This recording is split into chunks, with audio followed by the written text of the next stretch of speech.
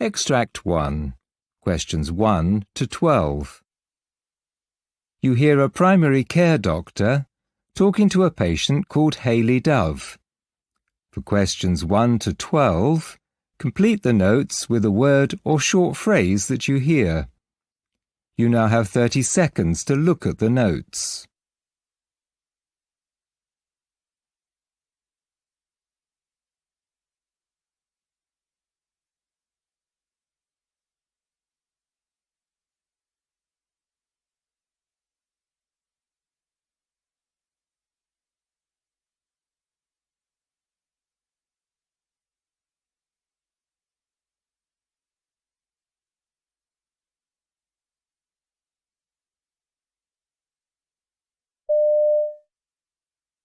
So, Mrs. Dove, I have your notes here, but it would be good to hear things from your perspective.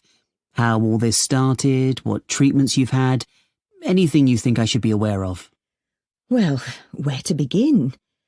I should explain that I'd been suffering with endometriosis for quite a long time, ever since my son was born, actually, and he's at university now. So I was used to a certain level of discomfort. You know, feeling bloated a lot of the time, getting the occasional bouts of nausea and feeling quite a bit of fatigue. Right. Anyway, after a while, I also started to get pain in my lower back, and that gradually got worse and worse.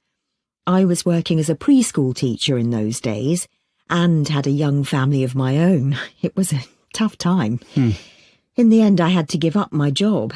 Anyway, to cut a long story short, I was eventually diagnosed with cervical cancer. I was fairly lucky, I guess. It hadn't advanced too much, and I was advised to have a hysterectomy. Although I was out of action for a while, it all went relatively smoothly, and of course it also sorted out my other problems. So for a while I was relatively well. My kids were at school by this time, so I was able to start my own business, working online as a recruitment consultant. I'd put both illnesses behind me, and I was feeling very positive. But then you started to develop other symptoms. That's right. Those feelings of fatigue started coming back. I'd find I was exhausted after a full day of online meetings. If I did have to go anywhere and do anything, like attend the occasional conference, especially if it involved driving any distance, that would just wipe me out. So something obviously wasn't right. Anyway, I went to see the doctor, and he said that it sounded like I might have iron deficiency anemia, and he did some blood tests. But when the results came back, I was really surprised to find I actually had iron overload, and the next step was to test for hemochromatosis, and of course that came back positive. The first thing the doctor asked was whether anyone else in the family had ever had it, because it can be genetic. Anyway, I didn't know for sure because I was adopted as a baby, and I'd only just recently traced my birth mother and started to get to know her. Anyway, she was able to confirm that some cousins, whom I'd never met, had indeed got the same thing. I see. So, have you been having treatment? Yes, I was told that the only option was venesection. That came as a bit of a shock, and I had it every week initially. Then once a month, and I've been going every 3 months for some years now. I mean, it's fine. It hurt a bit at first, but I'm left with quite a bit of scarring on the arm where the needle goes in. But it's something I can live with. For the last few years, I've been back to my usual energetic self. So, what brings you here today? Well, I've started to develop some other problems, and I'd just like to have them checked out. I mean, I'm not getting any younger, so these could be completely unconnected with the blood problem. Anyway, the first thing is that I've started to get a bit of stiffness in my joints. It's particularly noticeable in my fingers, but I think it's there in my knees too. Then I also seem to be getting more thirsty than usual, and it doesn't seem to be related to how much I drink. And the other thing is that I get a bit short of breath sometimes, even when I haven't been doing anything particularly strenuous. Just walking the dog or washing the car, and it suddenly comes on. None of these things is a big deal, but I've just noticed the change. Sure. I'll ask you a bit more about those symptoms in a moment, but what I'd like to do first is have a listen to your chest. You hear a physiotherapist talking to a patient called Marvin Cheney. For questions 13 to 24, complete the notes with a word or short phrase that you hear. You now have 30 seconds to look at the notes.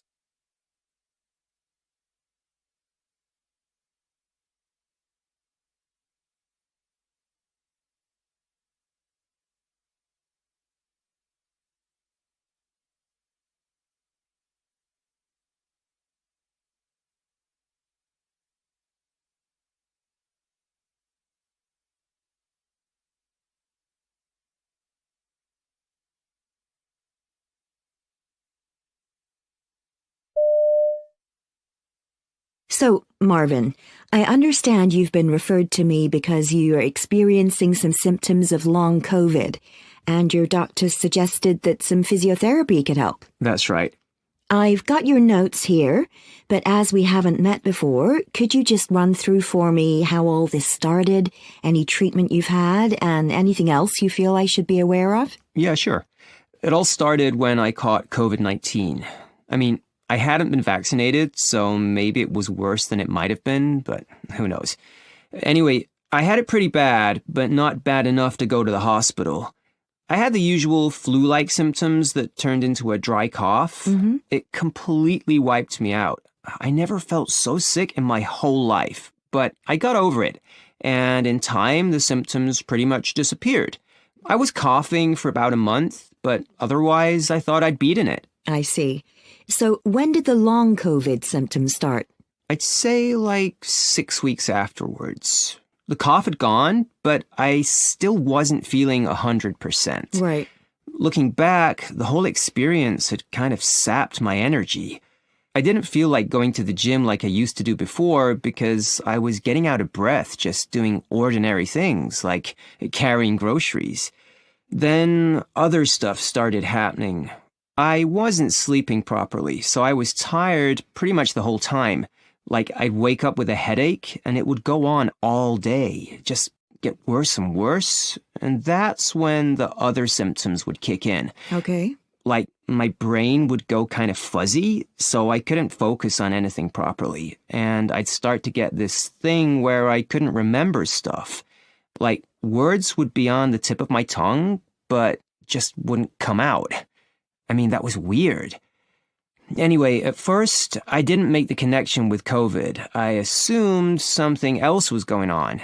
And when I started to get palpitations and chest pains, I went to see the doctor because I thought it must be a problem with my heart. Yes, of course. So, did you get a diagnosis and treatment then? Well, I had all kinds of tests, including an ECG, and they put me on a heart monitor for 5 days. And that's when they said it was arrhythmia, and they put me on beta blockers. And I did start to feel better, like almost immediately. And they also said that my vitamin D levels were low and that I should take supplements for that. And that helped too. Okay. And they said this was all down to long COVID, apparently. And I'm still getting some strange symptoms despite the medications. And that's why I've come to see you. Okay. Tell me about those and how I might be able to help you. Well, basically, if I overdo things, like if I try to do too much or if I get anxious, then I start getting the symptoms again. Mostly fatigue, but also a certain amount of joint pain, often in my hips, but it can also affect my ankles, even my feet sometimes. Right. It's like a dull ache, and it seems to be related to the fatigue. I also get a certain amount of numbness in my fingers, which is a bit worrying. I still do quite a bit of exercise, but I mostly do gentle stuff. Like, I've always done yoga, but I've also recently started doing Tai Chi, and that seems right for me. I would like to start going to the gym again, though I'm aware that I shouldn't do anything too strenuous. So I was hoping to get some guidance on strength building exercises. I mean, should I be using things like resistance bands or even trying light weights? It would be really good to do things like that, but I feel I need to do it under someone's guidance at the moment. Yes, of course. Well, thank you for all that background, Marvin. That's really given me a good idea of what we need to do. I'd like to start by...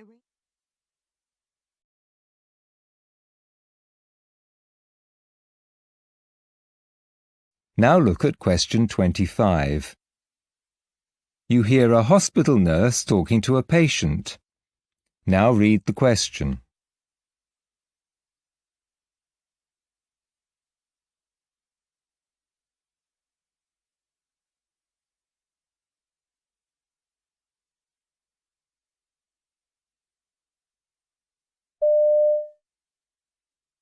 Hi there, I'm Dory. I'll be your nurse while you're here at the rehabilitation centre. How are you feeling today? Okay, just a bit tired after the surgery. That's understandable. I need to go over the falls policy with you. As you know, falls can be a significant risk for patients, especially after hip replacement surgery like yours. It's important to take precautions to minimise the risk of injury. Are you familiar with the policy? Well, I know to use the call bell if I need help getting out of bed and to use my frame when I'm walking. I was told to keep my personal belongings within reach and report any spills immediately. What worries me is that I keep coming over dizzy when I go to stand up. I guess I should just keep still and wait till it passes. You certainly shouldn't try to move. And press your call button if you can, and we'll be straight with you.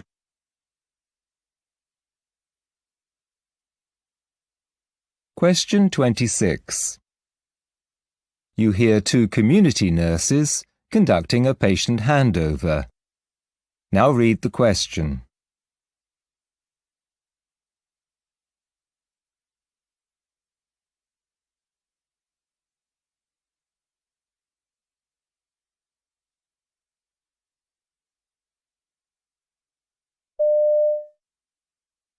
My main concern is Pavel. He's an 85-year-old male who has a diagnosis of vascular dementia. He lives at home with his wife, Maria. She has her own health problems, but generally seems to manage well, and there's a daughter living locally. Okay. Pavel had a significant ischemic stroke 5 years ago, and since then has presented with memory problems and occasional non-distressing hallucinations. He has some expressive dysphasia and dribbling of saliva, for which a speech pathologist offered conservative advice. He also has COPD that he self-manages with inhalers. He was diagnosed with a hydrocele, which presented shortly after his dementia diagnosis and causes him a bit of distress. He keeps forgetting it's there, so you may need to go over with him how to avoid discomfort when sitting down or using the bathroom. Okay.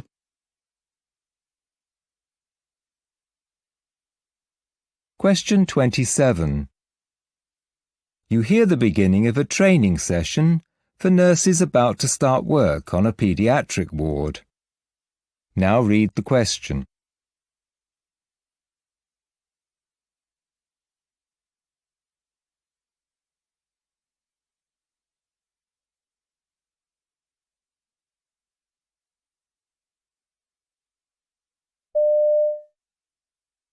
Today, we're talking about how, as nurses, we can support the best resuscitation outcomes in our patients. Now, unlike adult cardiorespiratory arrest, that's mostly caused by ventricular fibrillation, most pediatric cardiorespiratory arrests are secondary arrests caused by hypoxia as a direct result of underlying illness or injury.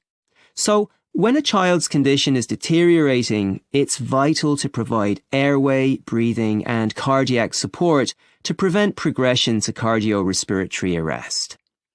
Having a thorough understanding and knowledge of the equipment on the pediatric emergency trolley means you can select the equipment you need to manage the deteriorating patient in an emergency situation. So that's what we're focusing on in this session. The equipment is stored in an emergency trolley which has specific equipment for either airways, breathing, circulation, or disability stored in each of its 4 drawers.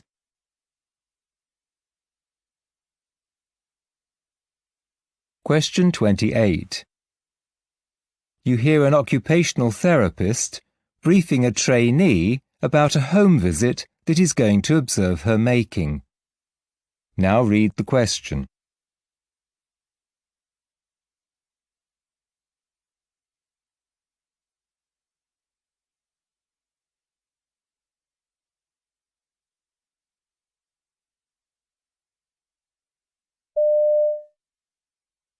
OK, so the first patient today is Mrs. Olvera. She's 86 years old and recently widowed. She's finding living alone rather challenging and her function has declined, leaving her with increased anxiety. I see. Her son's staying temporarily, but he's due to go home next week. So what we're doing today is trying to increase her confidence when preparing their lunch. We'll get her to gather all the items she needs and set the table, and then supervise her heating the meal, giving as much reassurance as we can. I see. If that goes well, then we can move on to the stair lift, because she needs to access upstairs and she's particularly anxious about the controls. This is where the son's rather inclined to take over. That's understandable, but we need him to see that it's better to guide and support her rather than trying to do things for her. But we may not get to that today. Sure.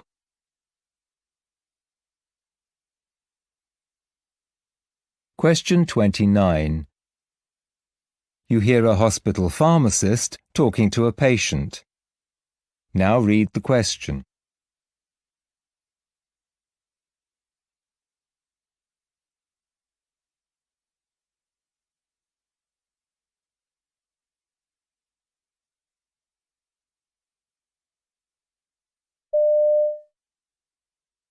So, how are you getting on with the omeprazole you're taking for your acid reflux?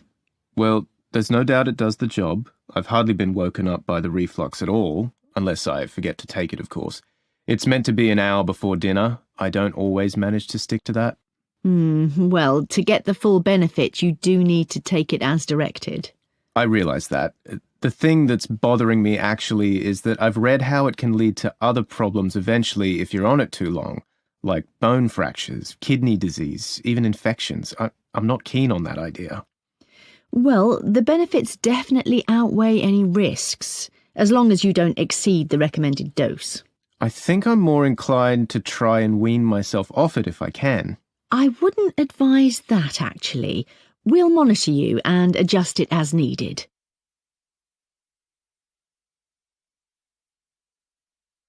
Question 30.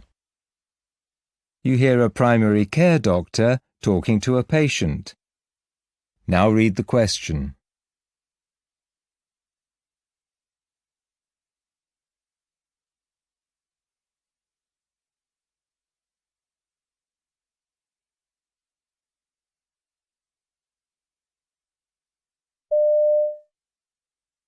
So how can I help you? My big toe's very sore, especially if I walk any distance or put my weight on it. I've been taking painkillers and using an ice pack, but it's not getting any better. I see. Have you ever had any problems like this before? Well, yes, I had gout a few years ago, but not in this toe. My doctor at the time suggested losing weight and adjusting my diet, which I did, and it cleared up without too much trouble. Perhaps you've knocked it somehow? Well, I did trip over a curb last week. It hurt a bit at the time, then I forgot about it. But a couple of days later, this started. Do you think that it set off the gout again somehow? It's possible. Is it okay if I examine your toe? Yes, of course.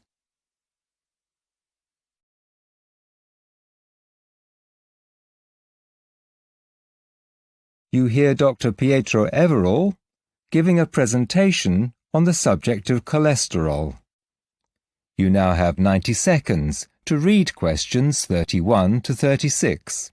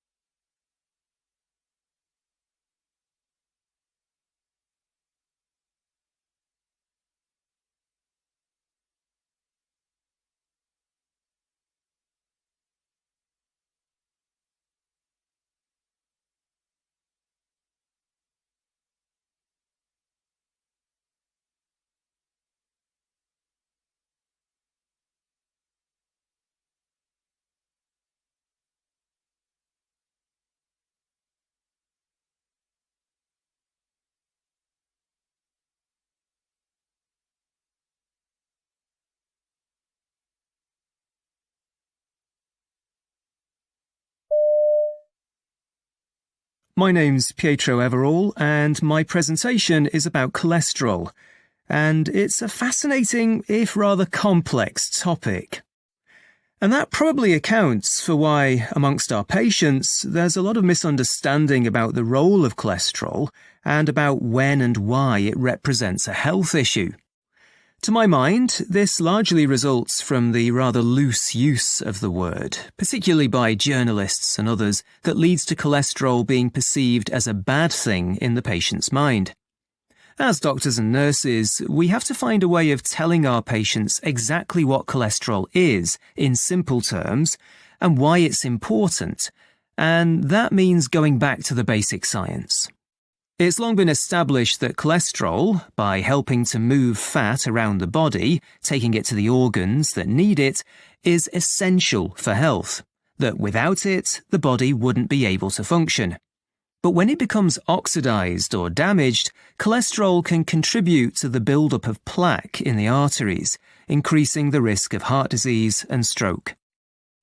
So we often talk to patients about good and bad cholesterol as a way of avoiding more technical definitions. Because there are different types of cholesterol particles.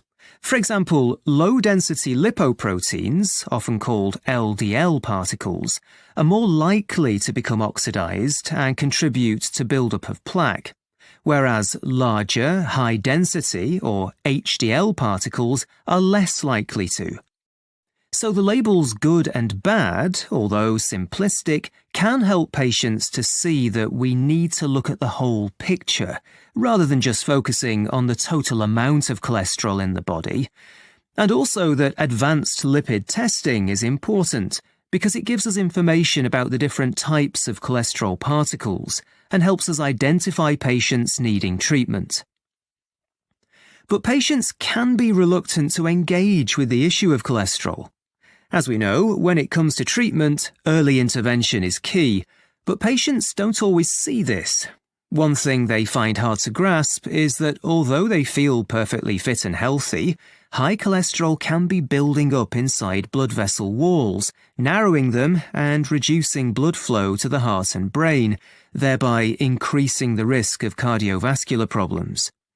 That's why it's imperative for those in high-risk groups, essentially men over 45 and women over 55, to have regular blood tests to measure not just the total amount of cholesterol in the blood, but also levels of HDL, LDL and triglycerides, a fatty substance similar to bad cholesterol. And preventive medicine has a key role to play here. It's estimated that 60% of adults in high-risk age groups have raised cholesterol levels, and whilst genetic factors are sometimes in play, in most cases it's just the result of poor diet, obesity and lack of exercise, often reflecting the habits of a lifetime. So it's clear that we should be talking to younger patients about these issues too, and not just about diet and exercise either. There's research to suggest a link between stressful situations and how the body metabolizes fat. And that's in addition to the fact that stressed out people are more likely to smoke or have poor diets. So we should be underlining the need for a good work-life balance, for taking regular breaks and managing stress levels in the workplace long before patients enter the high-risk demographic. Traditionally, statins have been the most commonly prescribed medication for high cholesterol, and that generally means a daily dose taken orally for life. Statins lower LDL levels by slowing down the production of cholesterol in the liver. But a new drug called inclisiran works in a different way, targeting a gene that produces the protein PCSK9 to encourage the liver to absorb more bad cholesterol from the blood and break it down. As well as only requiring twice-yearly injections, making it much more convenient, the drug has fewer side effects, which, with statins, can include headaches and digestive problems. And studies show that treatment can reduce cholesterol by up to 50% in as little as 2 weeks. The drug's an example of what's called gene silencing. This is a unique mechanism that aims to disrupt the delivery of messages sent out by a gene that can cause illness, in the case of cholesterol, of the protein PCSK9. It doesn't touch the gene itself, an idea about which people do get nervous, and it bears no relation to things like gene editing, which also gets a bad press. The first such medication was a drug called Partisan that was licensed in 2019 to treat amyloidosis, and work is continuing on similar drugs that could treat things like Huntington's disease and preeclampsia. So in rolling out these injections to control cholesterol, we could be looking at the future of how all disease will be treated.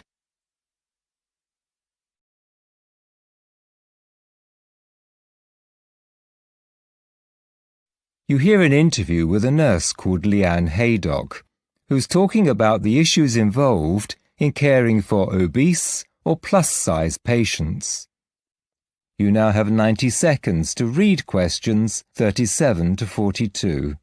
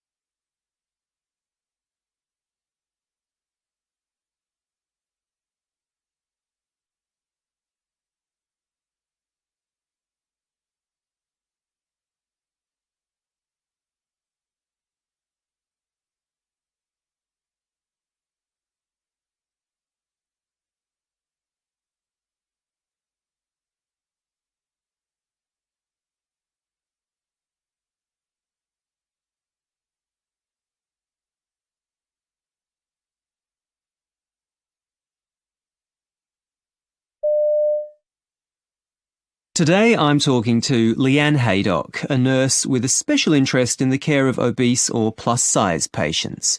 This is a real issue, isn't it, Leanne? It is. The number of people carrying extra weight's been on the increase for some time. Obesity now affects around 1 in 4 adults in many Western countries, and it's known to be associated with increased risk of health conditions including type 2 diabetes, heart disease and stroke. But we shouldn't forget that the reasons for this increase are complex and often very challenging to understand. So addressing the root causes of the issue isn't the job of health professionals on the front line. Our job is to offer optimal care for these patients.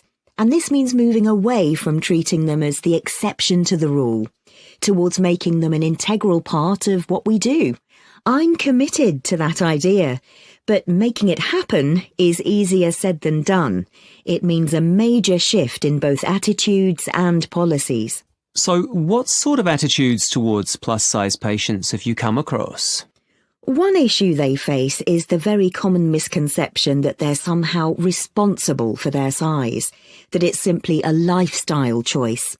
Even amongst health professionals, you'll get comments like, if they just lose weight, there wouldn't be an issue.